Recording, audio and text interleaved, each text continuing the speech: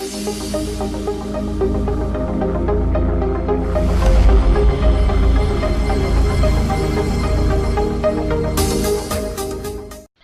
everybody, this is Catfight, and this is gonna be a what if commentary. And first off, I really want to express how much I really love zombies. It's not like an addiction, it's more like an adrenaline rush because actually, when I was growing up, my very first system was, of course, a Nintendo, and then afterwards I moved on to the PlayStation. And my very first game with the PlayStation was actually Resident Evil. And the thing about that game was that I just really enjoyed it. The gameplay, the storyline. I mean, it was just so fun to play, and at the same time, it was very nerve-wracking, and I have really fond memories of playing that game because I used to play it with my sister, and when she started playing it, she wouldn't play without me because I was kind of like her guide. Like, it's funny because I actually went to school that year that I believe I was in, what grade was it? Ninth grade, yeah. I was in ninth grade, and I actually had to copy a guide by hand, and at that time there was no IGN, there was no YouTube guys, so I mean there was none of that, so I had to basically search for these privately owned sites that people dedicated to making guides on their own sites. So that's what I ended up doing. I ended up finding a site, and I actually ended up writing by hand the entire guide on the site. And it took me about maybe close to a month to copy that down. And the thing was that during that time at school we had like a homeroom, which was basically only 25 minutes, and I had to get it done in that class because in my other classes there was no computers in the other classes. Like, I had to take advantage of that homeroom. So that's what I ended up doing. I copied the whole thing down, and that's what me and my sister used to get through the game. And so I would sit on the floor, she would sit on the chair, and I would just start reading to her what she needed to do, and she'd be like, okay, where do I have to go? And I'd be like, okay, you're gonna take a left, you're gonna have to do this, there's a lighter, you have to burn down the painting to get this or whatever. And she would, you know, listen to me, and sometimes when I was too tired she wouldn't play the game because she was too damn scared to play it on her own.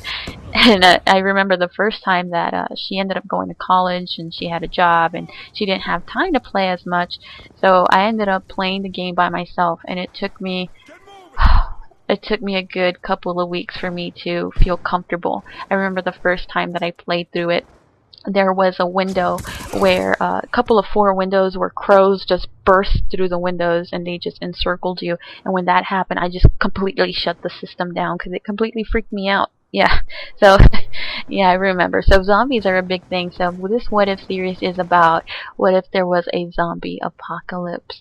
And so what I would do is, you know, first off, you got to get yourself some good guns. And here in Texas, I live in Texas, and it's quite easy for us to get guns. I mean, basically everybody has a shotgun, a rifle, and a pistol.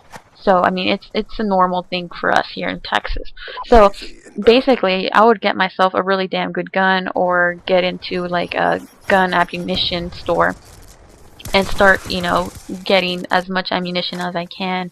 And another thing is, every time that I drive by a building in real life, you know, I'm driving down the street and I see a building with no windows and just a door, you know, it's like a water district thing, like a city water building, and there's no windows whatsoever, and I said, that's a good place to take safety during a zombie apocalypse. I don't know if you guys do the same. I know I do the same. Like, I'll look at a place and be like, no windows, check.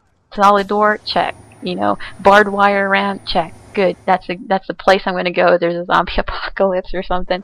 So it's pretty funny. I know that I realize it right now. So first off, I would get a good shelter. Either that, or freaking stay in the Walmart and barricade the entrances and keep people from getting in. And freaking start a monopoly with all the goods that are in the damn store. But anyways, so guns, shelter, farms. Keep away from farms. I think we all learned a lesson from Walking Dead. Stay away from the damn farms because you never know what the heck you're going to find. You're probably going to find a doctor dude, an old man that probably keeps zombies in his freaking barn, and we don't want one of those accidents to happen to us, right? Right? Okay, you agree? Good? Okay, moving on. So, another thing is clean socks. I think Lieutenant Dan from Forrest Gump might agree with me on this. Clean socks. If you have stinky ass socks, you're out of my group. Just joking. Just added that for the giggles. And the last thing is, have you guys ever not realized that why the heck wouldn't people wear pads around their necks and arms and legs, like metal freaking pads? That way the zombies' teeth won't bite near through metal or something. Like that, it would be the very first thing that I would do. Freaking wear 3 freaking cashmere sweaters with a freaking wool sweater on the top of that. Freaking wear some pads around my neck, some pads on my elbows and legs, and freaking go out there and have like a freaking thousand zombies bite the heck out of my arm, and I would be fine, you know? Freaking wear pads or something. That's what I would do. Maybe it wouldn't work. Maybe they would still get me. I don't know, but that's just an idea. Alright guys, so I'm nearing the end of my commentary, and maybe I'll make another one like this again, or maybe touching the subject about zombie apocalypse again, because it's a really fun subject to think about, because sometimes we do catch ourselves thinking about like, what would I do if there was a zombie apocalypse or something. Anyways, thank you so much for watching, guys. I hope you enjoyed the commentary. It's good to be back, and thanks for all the support like always. Take care, guys, and bye-bye.